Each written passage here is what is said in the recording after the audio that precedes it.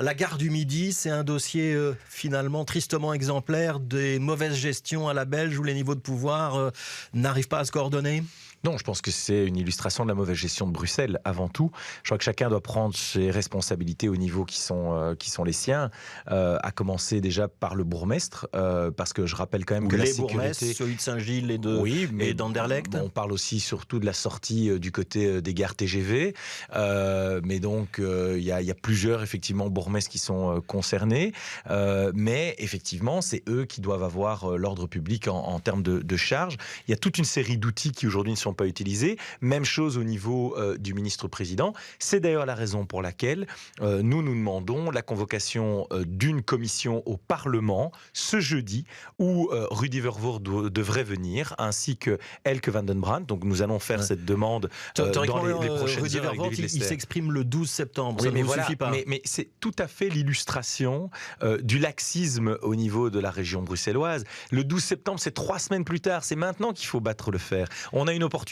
Tous les niveaux de pouvoir, effectivement, s'occupent de ce problème, en sachant aussi qu'il ne faudrait quand même pas faire croire que les problèmes de Bruxelles se limitent à la gare du Midi et à la gare du Nord. Par exemple, et c'est pour ça qu'on appelle Elke van den Brandt, dans toute une série de stations de métro, on a plein de petites gares du Midi et gares du Nord. Donc oui, nous demandons la convocation du ministre-président et de la ministre de la Mobilité jeudi pour pouvoir régler et traiter ce problème. Je pense aussi que c'est illustratif d'un problème de répartition entre les autorités communales et l'autorité régionale bruxelloise. Donc vous voulez aller plus vite sur le débat. Je reviens quand même sur ce que vous avez dit sur la responsabilité des bourgmestres et de la région bruxelloise. Est-ce que la première responsabilité, Georges Boucher, elle est quand même pas au fédéral? C'est la police des chemins de fer, donc la police fédérale, qui est responsable de la sécurité dans les gares. Dans les gares, oui. Mais là, ici, on parle des abords. C'est pas dans la gare qu'il y a le problème. Mais je sais pas. Mais si on vous parle de Ribeaucourt, par exemple, qui est un arrêt de métro, est-ce que c'est rare de voir à Ribeaucourt des gens qui se droguent? Donc ne faisons pas croire que c'est un problème qui est propre aux gares. Non, c'est un problème qui est propre à Bruxelles et qui a pris des proportions énormes parce qu'on prend des décisions aussi en matière d'aménagement du territoire. Il y a un laxisme en matière de sécurité, mais aussi on fait des choix en matière de politique sociale. Par exemple, quand vous voyez que Philippe Claus veut ajouter une salle de shoot du côté de Tours et Taxi, est-ce que vous ne croyez pas que vous allez encore plus déprécier ce quartier? Aussi un projet dans ce quartier-là, et l'idée c'est quand même de retirer les toxicomanes de la voie publique et de pouvoir les orienter vers un accompagnement social. C'est pas une bonne idée? Moi je peux vous dire, j'ai été visiter la salle de shoot de Liège, vous les retirez pas du tout, ils viennent juste se droguer dans la salle et puis après ils sortent en état des Il faut drogués. pas un accompagnement social de la toxicomanie. Mais de un, il le faut pas déjà dans des lieux qui sont dans des quartiers habités ou des quartiers qu'on veut revitaliser. Il faut arrêter de rigoler. Parce que vous savez, ce que les gens ne savent pas, c'est qu'autour des salles de shoot, il y a un accord tacite avec la police que la police ne contrôle pas. Parce que si vous faites contrôler et saisir votre paxon, vous n'allez pas aller vous droguer après dans la salle de shoot. Et donc, ça ne va pas parce que ça crée un environnement qui est désagréable. Donc, ce qu'il faut faire, ce sont des maraudes. Il faut amener les personnes qui sont en difficulté, dans le besoin, dans des centres spécifiques, mais qu'on met aux abords de ville, mais pas dans les cœurs de ville ou les cœurs des quartiers habités. Est-ce qu'il n'y a quand même pas eu un problème de désinvestissement en région bruxelloise de la part du fédéral, notamment dans les normes de police, le fait qu'il y ait moins de policiers, qu'il y ait les cadres qui ne soient pas remplis, qu'on ait sans doute plus de policiers à l'aéroport de Bruxelles que dans les gares bruxelloises? Ça, c'est ce qu'on veut bien se dire. Non, c'est pas vrai. Mais moi, je vais vous donner un exemple très simple. Demain, vous rajoutez 50 policiers à la gare du Midi. Ouais. OK? En sachant... Les autorités locales en réclament 100 ou 150 pour avoir l'effectif complet sur la zone. En sachant que 90% des gens qui s'y trouvent sont des sans-papiers, qui vont rester combien? 5 heures au poste, 10 heures au poste, et après être relâchés. C'est un problème de justice et de suivi administratif. Mais aujourd'hui, d'ailleurs... C'est aussi fédéral. Mais j'illustre ce que je dis. 56 arrestations à la gare du Midi. 47 personnes étaient en situation irrégulière en Belgique. Posez la question, que va-t-il se passer pour ces 47 personnes? Eh bien, elles sont relâchées au maximum le lendemain, parce qu'il n'y a pas de possibilité, soi-disant, de les prendre en charge. C'est là où le bas blesse. Vous n'avez pas le sentiment que malgré tout, le fédéral et le ministre de l'Intérieur ne s'est pas réellement préoccupé de Bruxelles ces dernières années? Non, pas du tout. Je pense que le problème, c'est plutôt la région bruxelloise. Je rappelle que les communes ont également des compétences en matière de police. Enfin, il faut arrêter de passer son temps à pleurer, en particulier à Bruxelles, qui est une région qui a reçu des financements successifs, réguliers. Donc il faut arrêter de se plaindre. Il y a de l'argent nulle part, mais je vois quand même qu'on continue à dépenser des montants colossaux dans toute une série de politiques. Il faut juste faire des choix. C'est le principe même de la politique, et arrêter de se plaindre en permanence sur les autres niveaux de pouvoir. Alors il nous reste 5 minutes, je voudrais qu'on parle d'autre chose. Saïa Raïs, elle n'a pas le droit d'être échevine à Molenbeek-Saint-Jean parce qu'elle porte le voile? Mais elle a un rôle, une fonction exécutive. Donc quand vous êtes élu... J'explique pour ceux qui nous écoutent, elle doit devenir cette semaine, théoriquement, la nouvelle échevine des travaux publics et de la petite enfance.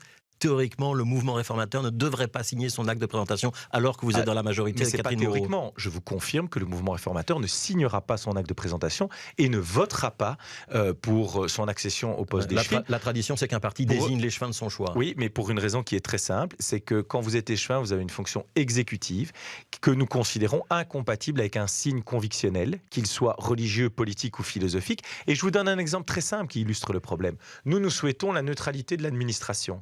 Vous savez très bien que l'échevin va avoir la tutelle, par exemple ici sur la politique de petite enfance. Donc comment cette échevine, qui elle-même porte un signe convictionnel, va aller expliquer à une puéricultrice ou à une assistante qu'à un moment donné, elle ne doit pas porter de signe convictionnel au contact des enfants et au niveau du public. C'est tout à fait impossible. Elle est dans une situation qui est impossible. Et donc on ne lui dit pas qu'elle ne peut pas être échevine. On lui dit, si vous voulez être échevine, vous devez retirer votre signe convictionnel dans l'exercice de vos fonctions, ou alors vous ne pouvez pas l'exercer. C'est très simple, ça n'est pas du tout discriminant puisqu'on l'applique pour toutes les religions, pour toutes les convictions politiques. Que diriez-vous d'un échevin qui célèbre votre mariage avec un pins du Parti Socialiste? Moi, ça me dérangerait. C'est exactement la même chose ici. Ouais, et ça, Yaraïs, elle est membre de Voreuil. Mais donc vous confirmez, vous ne signez pas l'acte de présentation, quitte à ce que ça crée quand même des remous au sein de la majorité communale. La ligne est très claire, c'est une ligne qui vient de la présidence du parti, qui est appliquée par l'ensemble des niveaux du mouvement réformateur. Nous sommes un parti avec une ligne claire sur le sujet. Et d'ailleurs, c'est pas un signal négatif que vous employez aux jeunes femmes musulmanes de Bruxelles en disant, si vous portez le voile, il y a toute une série de fonctions et de professions qui vont vous être interdites. Mais vous ne vous inquiétez pas que ça soit un signal négatif à l'égard de jeunes hommes qui portent la kippa, par exemple. Vous ne vous inquiétez pas que c'est un signal négatif à l'égard de femmes ou d'hommes qui portent la croix. Vous ne vous inquiétez pas que c'est un signal négatif vis-à-vis de celles et ceux qui voudraient porter un t-shirt du parti politique préféré. C'est le principe même de la neutralité de l'État. C'est qu'à un moment donné, quand on représente l'État, on ne se représente plus soi-même. Et pour le reste, je vois quand même le double discours de Voreuil, puisqu'à une époque, Conner-Rousseau fustige certains quartiers bruxellois, et puis le lendemain, accentue finalement les problèmes qu'il dénonce. Ouais, quand vous dites dans un livre qui est rédigé par Alain Van den Abel que vous êtes un prolétaire, c'est votre sens de la provocation ? Non, pas du tout. Être prolétaire, c'est savoir qu'on n'a que son travail comme moyen de subsistance. Et oui, moi, je viens du peuple. Je suis quelqu'un qui vient d'un milieu social où on n'a que son travail pour pouvoir subvenir à ses moyens. Je connais ces réalités. Et effectivement, je pense que c'est un élément important. Ça permet peut-être de mieux comprendre mon style et ma façon de faire. Parce que, voilà, j'ai mes racines qui sont dans le Borinage, à Mons. Et donc, j'ai une réalité qui est peut-être différente de celle de Beaucartier. Ouais, alors, le livre n'est pas très, très critique avec vous. Hein. Vous n'auriez pas dû, vous qui aimez le débat, vous n'auriez pas dû choisir un journaliste qui vous renvoyait la balle de manière plus critique pour que ce soit plus intéressant. En termes de débat, je suis tellement bien servi par vous et vos confrères que très franchement, je me suis dit, si à un moment donné, j'ai l'occasion d'expliquer sans devoir être dans le ping-pong permanent, finalement, c'est peut-être pas plus mal. Donc, allez, ça équilibre, ça permet d'avoir une petite respiration. Alors, on continue la partie de ping-pong, si vous voulez bien. Pourquoi vous n'avez pas voulu une réforme fiscale, vous qui êtes prolétaire et du côté de ceux qui travaillent? Mais justement, parce que en tant que bon prolétaire, je sais que ça ne sert à rien de me donner dans la poche gauche qu'on va me reprendre dans la poche droite. On allait quand même donner 300, 400, 500 euros peut-être de plus de pouvoir d'achat aux salariés.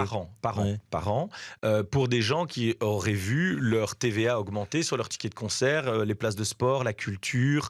On aurait vu également... Ça ne valait pas la peine. Des augmentations. Mais bien sûr que non, parce que vous alliez perdre au final, ou en tout cas ça allait être neutre en termes de pouvoir d'achat. Et dans le même temps, on allait tuer toute une série de mécanismes fiscaux. C'est parce que disent les autres membres de la majorité que ça allait être neutre. Mais entre nous, si leur réforme est tellement formidable, pourquoi ils ne la rendent pas publique? Enfin, moi, j'ai pas de problème. Si Écolo cette réforme menace de la déposer au Parlement. Mais qu'Écolo la dépose. Moi, il n'y a pas de problème. Qu'Écolo dépose sa proposition de réforme fiscale. Et si elle est bonne, je peux déjà vous le dire, on la votera.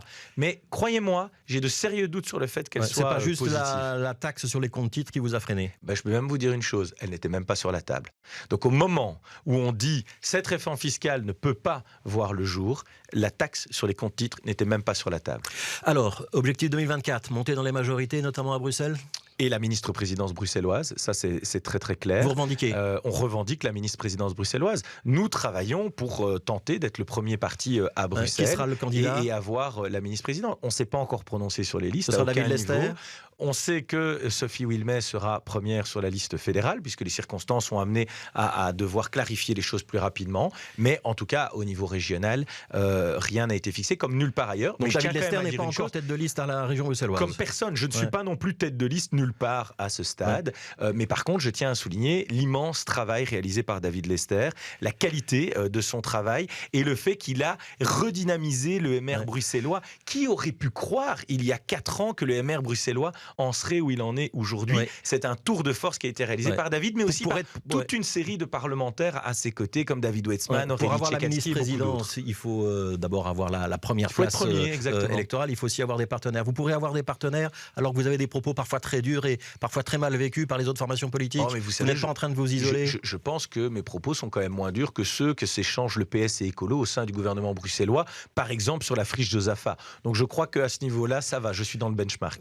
Fin de votre mandat présidentiel, en théorie, c'est en novembre. Novembre 2023. Il y aura ou il n'y aura pas d'élection présidentielle au MR? Moi, je suis ouvert aux deux possibilités. C'est dans 2 mois, il faudrait savoir maintenant. Je sais, mais rassurez-vous, mais je suis content que vous inquiétiez pour le MR. Mais rassurez-vous, le mois de septembre devrait normalement donner la réponse. Donc on saura dans les jours qui viennent. Et moi, je me plierai à ce qui est le mieux pour la formation politique. Est-ce que c'est une prolongation? Est-ce que c'est une élection? Si Sophie Wilmès voulait revenir, vous lui céderiez votre place ou pas? Mais je ne fais jamais de politique fiction, donc c'est pas du tout à l'ordre du jour. Et pour le reste, on ne cède pas sa place. C'est un mandat qui repose sur une élection, et donc à un moment donné, il y a un élément électoral. Mais moi, je ne crois pas que c'est utile d'opposer les gens. Je pense que Sophie et moi, on forme un excellent duo avec des personnalités différentes, des styles différents. Sophie est indispensable au MR. Je pense, à mon échelle, essayer d'apporter ma pierre à l'édifice. Et donc, à ce stade, on est beaucoup plus fort dans cette équipe et dans cette union, avec effectivement un atout majeur qui est Sophie Wilmès.